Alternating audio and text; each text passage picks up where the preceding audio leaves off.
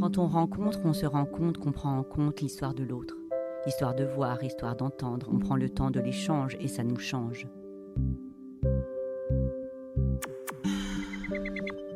Si on s'arrête et qu'on y prête de l'attention baisse et on s'apaise en écoutant attentivement ce que l'autre a à nous apprendre pour nous surprendre.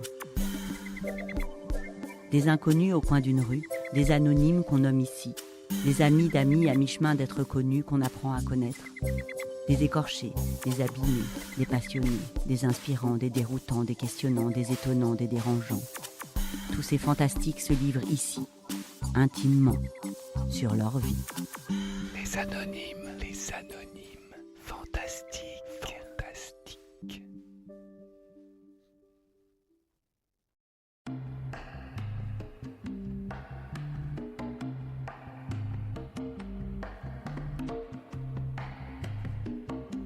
Je m'appelle Mehdi,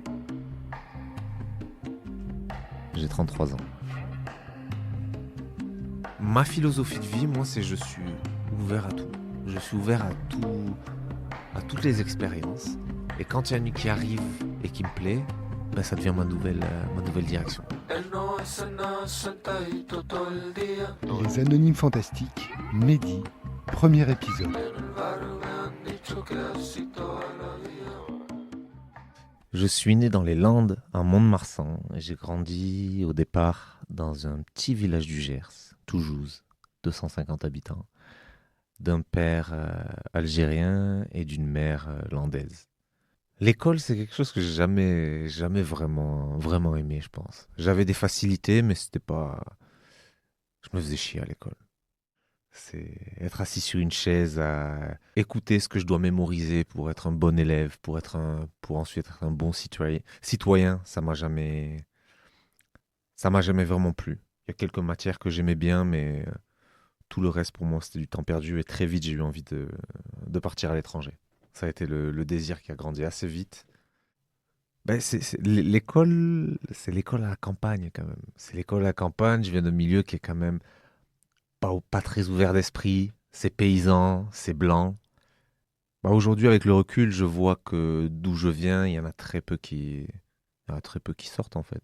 Moi, j'ai toujours été très curieux, je voulais voyager, donc j'ai fait la, j'ai suivi les ordres. On m'a dit va à l'école, je suis allé à l'école. Il fallait choisir une voie, donc j'ai suivi celle de mon cousin et je suis parti en cuisine. 2 ans de BEP cuisine et 2 ans de bac pro cuisine. Et après, les voyages. Avec le lycée, on est parti 2 mois en Angleterre pour travailler. J'avais demandé à mes profs, j'avais plusieurs conditions. Je leur avais dit, s'il vous plaît, vous prenez pas la tête, vous n'avez pas besoin de me mettre avec qui que ce soit. Mais je veux pas une ville pourrie et je veux pas un restaurant pourri. Donc, ils m'ont envoyé à Bristol, dans le sud, dans un bon hôtel.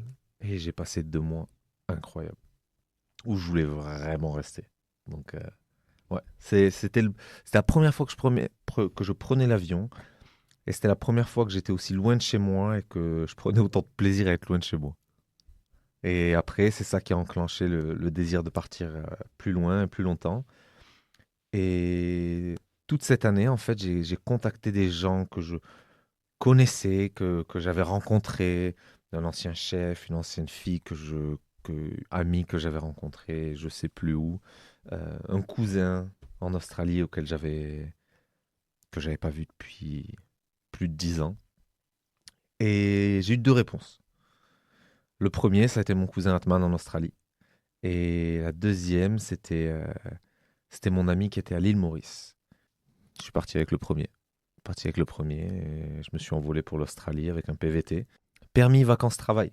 C'est un échange que la France a avec différents pays à travers le monde qui permet aux jeunes jusqu'à 30 ans et 35 pour certains, de partir pendant 1 an ou 2 en fonction des pays, avec un visa qui permet de travailler, d'étudier, de voyager.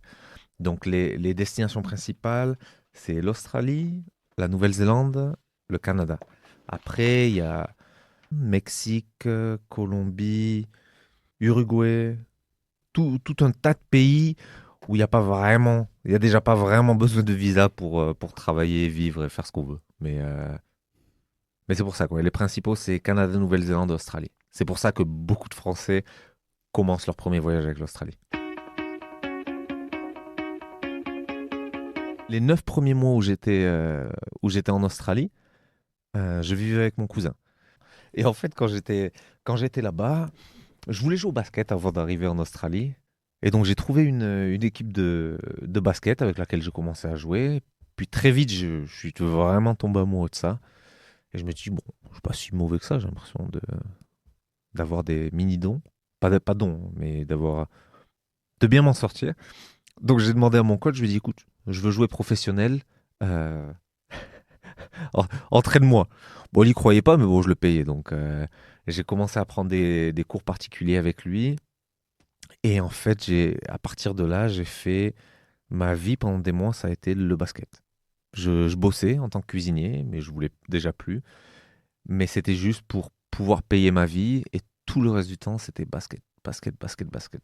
Je faisais rien d'autre. J'avais pas de copine. J'étais pendant 7 mois. Ouais, ça a bien duré 7 mois quand même. Où juste je faisais du basket. Je me levais à 4 heures du mat. J'allais courir, je regardais des vidéos d'inspiration. J'essayais d'apprendre. J'essayais d'apprendre. Je jouais avec mon équipe, je m'entraînais. Et un jour, mon cousin me dit, mais pourquoi tu vas pas jouer aux États-Unis? J'ai dit, mais aux États-Unis, comment je vais jouer aux États-Unis, moi? Il me dit, bah, je sais pas, regarde sur Google. Eh ben, j'ai regardé sur Google et j'ai trouvé un agent français euh, qui s'occupait de gérer des joueurs et de les amener jouer, de les placer dans des camps d'entraînement aux États-Unis où ils allaient joindre une équipe internationale et avec laquelle ils allaient jouer contre des équipes universitaires pour éventuellement être repérés et avoir des bourses. Donc, eh ben, je suis parti en Floride. Je suis parti en Floride et j'ai passé 3 mois. 3 mois où j'étais dans une équipe internationale. Il y a des gars un peu partout, plus ou moins bons, beaucoup de très bons gars. Et pendant 3 mois, on faisait le tour de la Floride, on jouait contre des universités, on se faisait fesser, et on rentrait à la maison, on avait on s'arrêtait manger des buffets à volonté à 10 balles, comme ils aiment bien faire les Américains. Et, euh, et voilà, et j'ai eu absolument aucune offre de bourse, parce que j'étais clairement pas assez bon. Et après ça, ben, je suis rentré en France, ça m'avait coûté beaucoup d'argent, donc j'avais mis toutes mes économies. Je crois que j'avais entre 6 et 9 000 euros, ça m'avait coûté. Et c'est ce que j'avais bossé en Australie. J'avais bossé pour mettre de l'argent de côté. C'était tout de ma poche. Et je suis parti de là-bas, j'ai tout perdu. J'ai tout dépensé pour pas grand-chose au final. Puis je rentre en France pendant 3 mois.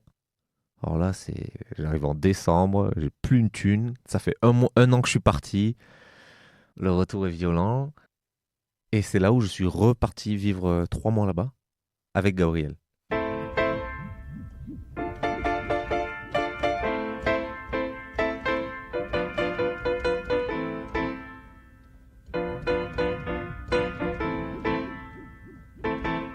Pour moi, le truc qui me vient le plus en tête et qui a le plus bousculé ma vie à l'époque et qui m'a amené sur le chemin où je suis aujourd'hui, c'est la rencontre avec cette femme qui avait 16 ans de plus que moi et avec qui on a eu un coup de foudre phénoménal. On est resté amoureux, on est resté dans notre histoire pendant 5-6 ans quand même. Et ouais, ça a été de loin la rencontre la plus folle. Et pour moi, ça a été exceptionnel parce que c'est la première fois que ça a été mon ouverture sur la spiritualité déjà. C'est la première personne que je rencontrais qui parlait ouvertement de spiritualité comme c'était la réalité, c'était sa réalité. Et ça m'a beaucoup inspiré. J'ai vécu beaucoup d'expériences assez dingues. Le premier week-end où je suis arrivé pour qu'on vive ensemble, là-bas, on a fait ça 2 week-ends, je crois. C'était un stage pour apprendre à faire euh, comment ça s'appelle? Out of body experience. Comme un rêve lucide, mais où tu apprends en fait à sortir de ton corps pour aller dans d'autres endroits. C'est des techniques qui sont... je crois même qu'ils appellent ça remote viewing. C'était une artiste, peintre exceptionnelle. C'est la première fois que que je rencontrais une femme qui était vraiment une femme extrêmement charismatique, extrêmement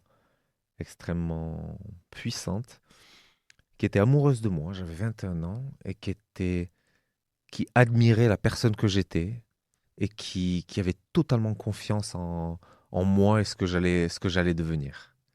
Et j'avais cette personne au quotidien, en fait, qui m'amenait tout cet amour et toute cette confiance et qui a beaucoup aidé à construire mon caractère.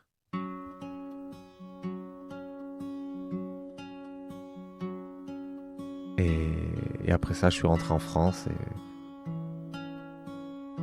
j'ai commencé ma vie d'après.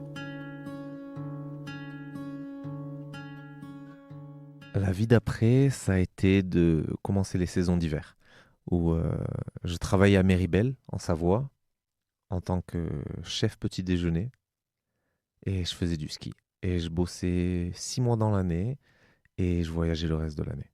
Donc ça a été le début de mes voyages sac à dos. Alors le premier, je suis parti à Bali, en Indonésie. C'était bon ça. Ça, c'était très bon ça. Et je suis parti 5 semaines là-bas. J'avais pas de billet retour. Je suis parti avec mon sac à dos. Je connaissais rien du tout. J'ai pour habitude de partir et de pas me renseigner sur l'endroit où je vais. Je regarde pas de photos. J'ai jamais vraiment connu les endroits où je suis arrivé. Mais bon, je me laisse porter. Et là-bas, ça a été la découverte du yoga pour moi. Ça a été la découverte du yoga où je suis tombé amoureux à cette époque-là, amoureux de cette pratique et de cette philosophie et de cette manière de vivre qui était dans le prendre soin de son corps et être beaucoup plus tranquille. Moi, je venais du basket, je venais de vivre un an en Australie où la vie était beaucoup plus active. Le basket, on se fait beaucoup de mal quand même, physiquement. Et j'ai découvert la vie indonésienne, le yoga, la bouffe végétarienne à l'époque.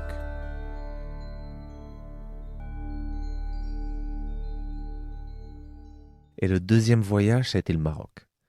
Et la même durée de temps, je suis parti au Maroc avec une fille que j'avais rencontrée là-bas, en plus. Donc je suis parti une première semaine, puis j'ai rencontré une fille, je suis reparti 1 mois et demi. Et là, on a fait tout le tour en stop. On a fait tout le tour du Maroc en stop et c'était absolument incroyable. C'était l'aventure. J'étais avec cette femme que je venais de rencontrer. On a vécu une belle histoire amoureuse pendant 5 semaines où ça a été la pure aventure. On était en sac à dos, on faisait du stop, on traversait le pays. On choisissait la destination d'après, mais on se laissait complètement porter par les événements. On a passé 1 semaine ou 2 semaines à Fès, dans le nord, où on travaillait, on était dans une auberge de jeunesse et on aidait avec les clients. Mais ouais, ça a été l'aventure. Ça a été embrasser l'aventure, embrasser les rencontres vraiment imprévues, la générosité des gens. C'est vraiment une belle expérience.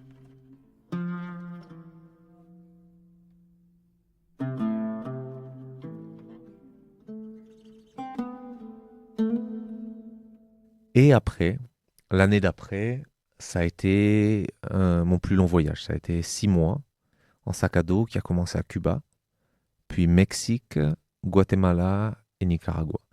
J'arrive à Cuba. Cuba, c'était le rêve. C'était c'était vraiment le rêve. Pour moi, c'est un pays où je voulais vraiment aller et que j'ai pas vraiment aimé à l'époque. Pays communiste, c'est particulier, c'est compliqué.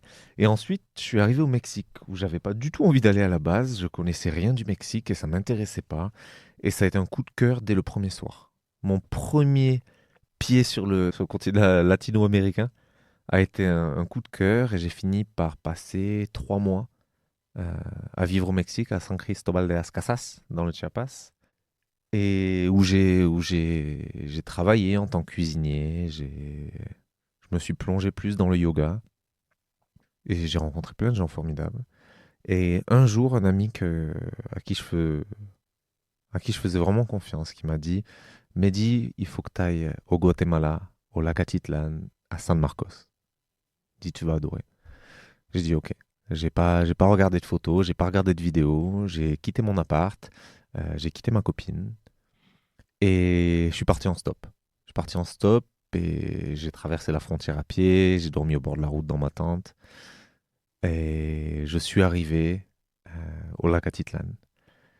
Et ça a été un coup de cœur immense. Ça a été vraiment le plus gros coup de cœur, je pense, que j'ai eu en arrivant dans un endroit. Je suis arrivé, j'étais en minibus et j'arrive. Donc, il y a eu une route sinueuse, c'est le bordel, les routes du Guatemala. Et on arrive d'en haut et là, ça s'ouvre et je vois tout en bas et tout au loin cet immense lac qui est absolument magnifique et trois énormes volcans autour. Et ouais, ça a été une gifle, une énorme gifle que j'ai reçue parce que c'était. Aujourd'hui, ça a du sens parce que c'est un endroit qui m'est très cher et c'est un endroit avec lequel je suis très connecté. Et donc pour moi, en fait, ça a été les retrouvailles. C'est un endroit qui m'a appelé. Et dès que je l'ai vu, dès que je suis arrivé, j'étais dans ses bras. Et tout, depuis, tout s'est enchaîné là-bas. Et dès la première semaine, des premiers jours, j'ai eu des opportunités de rester. Dès la première semaine, j'ai eu l'occasion de reprendre une auberge de jeunesse et restaurant qu'on m'a proposé. Je n'avais même pas besoin de l'acheter. Je devenais propriétaire avec une location-gérance. C'était un business qui marchait bien. J'ai travaillé avec eux 2 soirs. C'est un endroit qui était là, qu'on me, voilà. Dès ma première semaine, le lac m'a offert cette opportunité. Et ça a été comme ça depuis. Et toute l'histoire de toute ma vie au Guatemala, c'est ça. C'est des opportunités qui me sont mises dans la main avec toutes les cartes. La première fois, j'y passe quelques semaines, juste assez pour tomber amoureux de l'endroit. Puis mes amis me rejoignent et on va voyager dans le reste du Guatemala. On a fait quelques tours dans le nord, dont vraiment des endroits absolument incroyables. Et on a fini par revenir au lac. Et c'est un endroit très particulier. On parle vraiment d'un vortex. C'est un endroit où il y a des gens qui viennent et qui repartent jamais. Je connais tout un tas de gens qui sont là depuis 20, 30, 40 ans, euh, qui sont juste jamais repartis. Et je le vois toute l'année, des gens qui viennent pour un jour, 2 jours, et tu les vois 6 mois plus tard, ils sont toujours là. C'est vraiment un endroit très puissant qui a sa propre volonté, qui attire certaines personnes et qui en repousse très fort d'autres. Et pour moi, j'ai été accueilli à bras ouverts là-bas.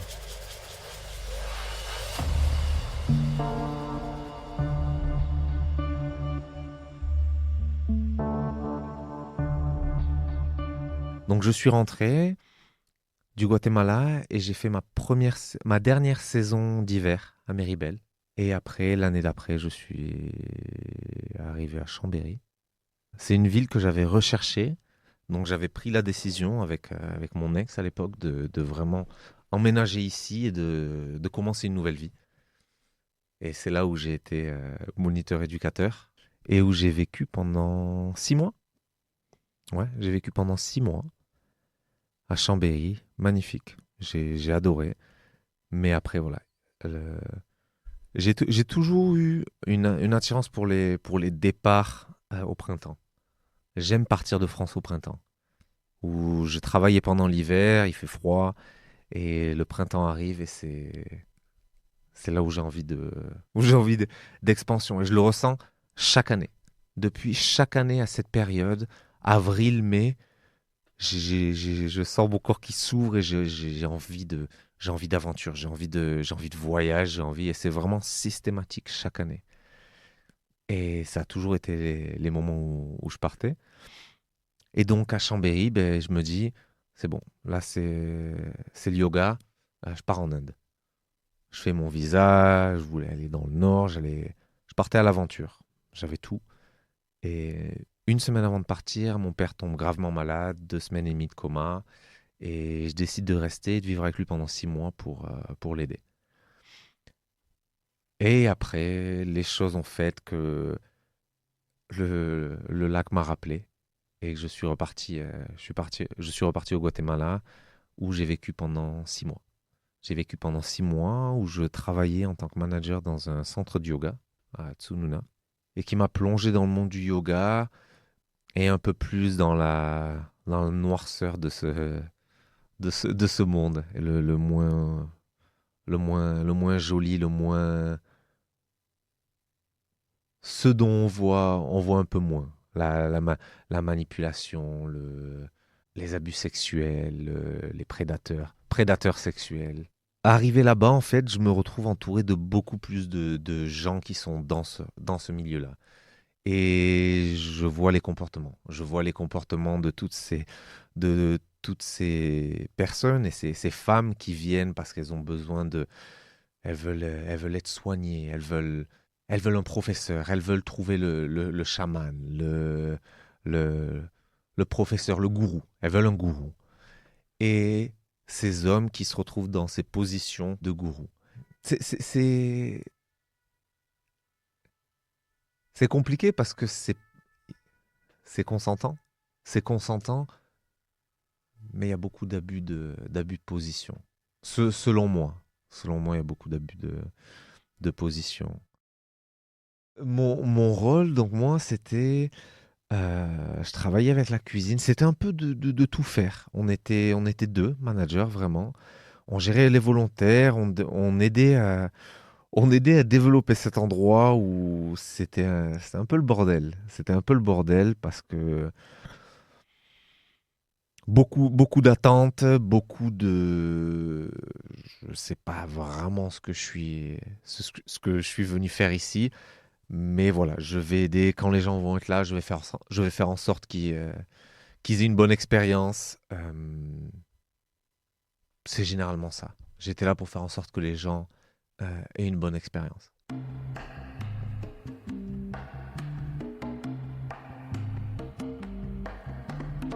Les Anonymes Fantastiques, Mehdi, un témoignage en 4 épisodes. Montage et réalisation Adrien Cuigné pour Radio Hellebore 105.9 FM en DAB 6D Chambéry local, à retrouver en podcast sur radio-hellebore.com. Les Anonymes.